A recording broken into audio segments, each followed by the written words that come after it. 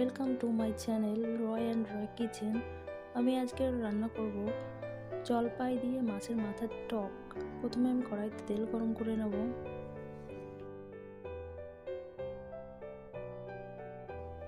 এরপর লবণ হলুদ মাখিয়ে মাছের মাথাগুলো ভেজে নেব।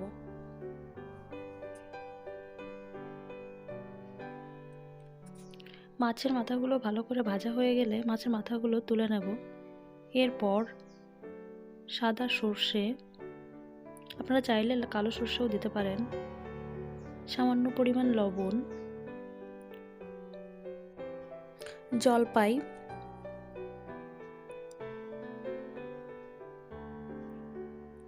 হলুদ গুঁড়ো দিয়ে ভালো করে ভেজে নিতে হবে।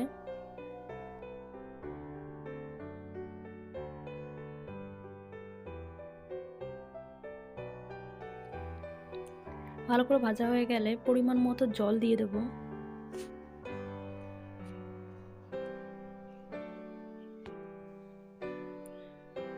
জলটা একটু ফুটলে আগে থেকে ভেজে রাখা মাছের মাথাগুলো দিয়ে দেব।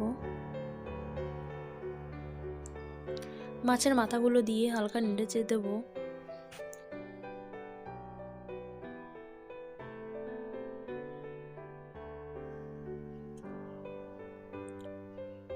ঢাকনা দিয়ে ঢেকে 10 মিনিটের মতো রান্না করব।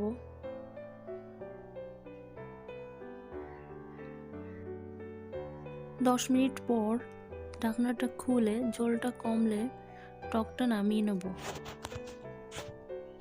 তৈরি হয়ে গেল মাছের মাথা দিয়ে জলপাইয়ের টক।